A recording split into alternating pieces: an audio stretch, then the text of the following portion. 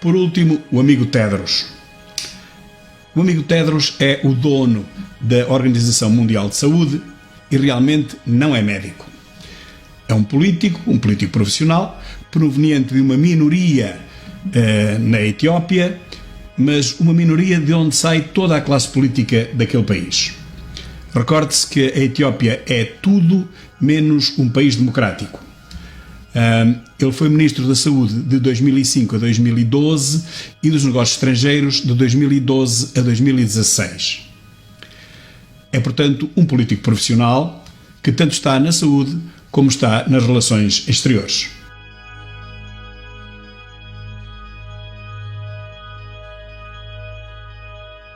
Durante a sua vigência como Ministro da Saúde, a Etiópia sofreu 2 graves surtos de cólera que Tedros desvalorizou completamente. Negou, inclusive, durante muito tempo que se tratasse de cólera. Chamava-lhe diarreia aquosa. Se não fossem os Médicos Sem Fronteiras, morreriam talvez milhões. Essa desvalorização custou, de qualquer maneira, a vida a dezenas de milhares de pessoas, ninguém sabe quantas, porque não há estatísticas. De tal forma que, quando o Tedros foi eleito em 2017 para diretor da Organização Mundial de Saúde, se registaram grandes reações de protesto no seu país, na Etiópia.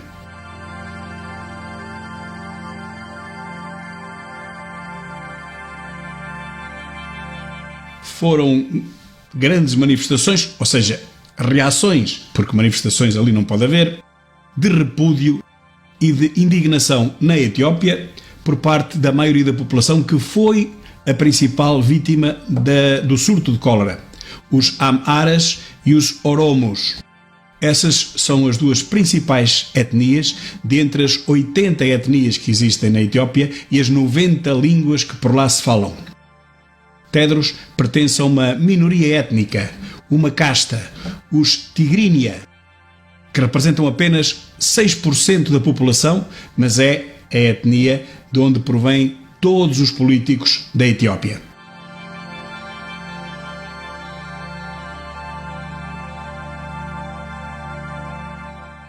Tedros tem sido acusado de deixar morrer milhares de pessoas na Etiópia, tanto pela população como pelos Médicos Sem Fronteiras, que garantiram encontrar um cenário dantesco quando lá chegaram para ajudar as pessoas que estavam a morrer.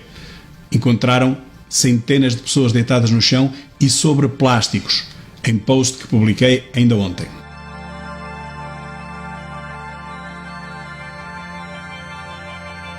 Tedros é ainda acusado de ter pertencido a um governo despótico e antidemocrático de um país que é, ao fim e ao cabo, uma ditadura na prática, já que as eleições têm sido uma fraude desde sempre, o que é atestado pelos observadores internacionais. E depois de ter dado guarida, já na OMS, apenas a políticos de esquerda. Um exemplo é a sua subdiretora executiva, uma ex-ministra de Lula da Silva, do PT brasileiro.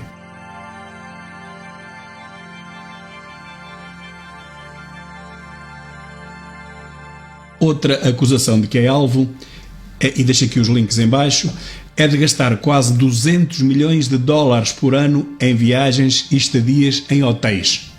Devem ter sido viagens em classe económica e hotéis de 3 estrelas, penso eu. Vejam lá quantos dias é preciso viajar e permanecer em hotéis de alto luxo para se conseguirem gastar 200 milhões de dólares só num ano. Dá mais de $500 mil por dia.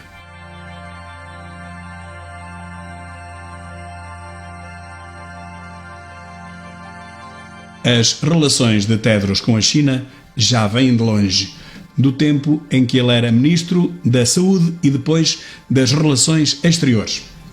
A sua subserviência para com o presidente chinês é chocante e visível, bem visível, tanto na sua postura como nas suas declarações.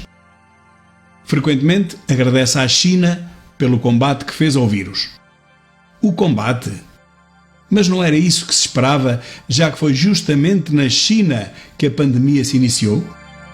Mais, não devia a China fornecer gratuitamente o material necessário, material médico, para que os demais países pudessem combater esta pandemia sem terem que pagar esse mesmo material a peso de ouro?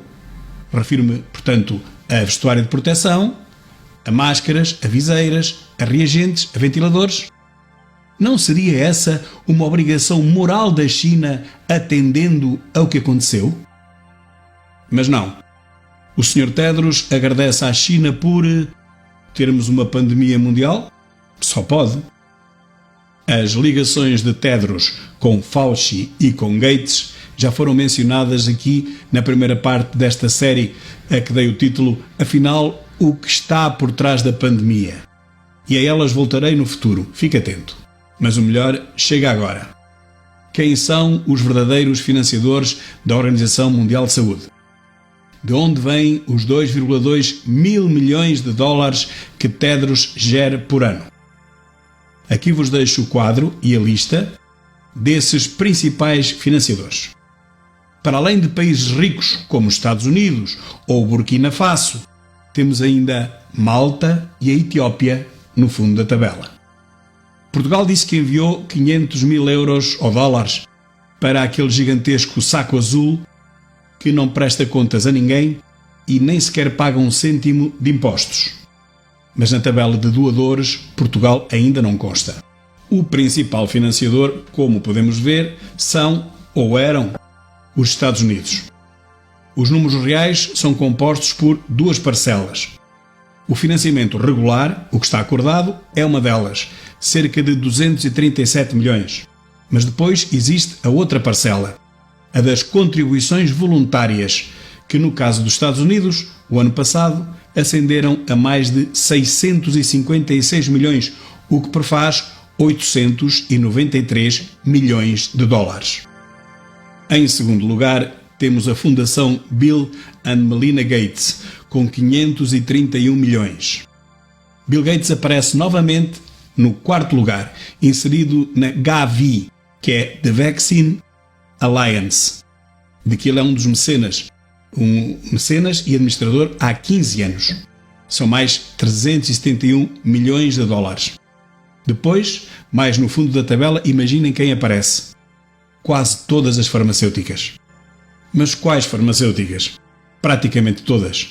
Especialmente as que fabricam vacinas, como a Merck, a Hoffmann La Roche, a GlaxoSmithKline, a Bayer, a Denka, a Novartis, a Kitasato Daiichi Sankyo Vaccines, a Eli Lilly and Company Foundation, a Johnson & Johnson e muitas outras. E as que não estão lá declaradamente, como por exemplo a Pfizer, estão aglomeradas em outras organizações do tipo da Gavi, a Vaccine Alliance, ou seja, alianças ou cartéis de farmacêuticas.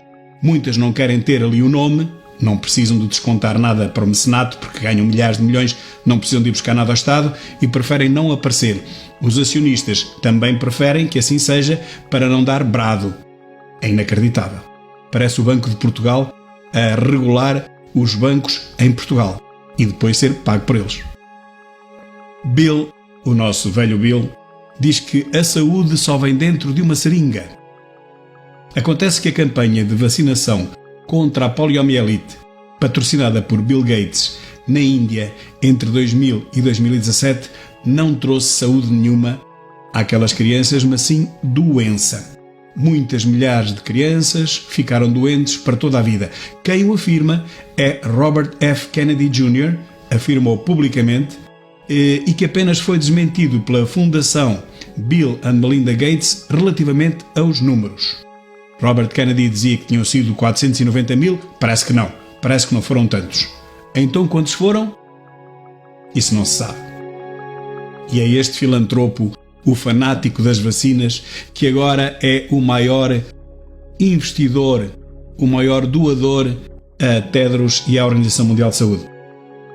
Agora que os Estados Unidos se retiraram, claro. Só por curiosidade, sabem quanto é que a China doa à Organização Mundial de Saúde? Eu recordo que os Estados Unidos doavam, até este ano corrente, 893 milhões por ano. Pois bem, a China doa qualquer coisa como 6.315.081 dólares, mais precisamente. Ou seja, os Estados Unidos doavam 142 vezes mais do que a China. 142 vezes mais. E agora pergunto, perante quem é que Tedros se dobra todo? A quem é que ele presta vassalagem? Aos Estados Unidos? Não. À China. Agora, tirem as vossas conclusões.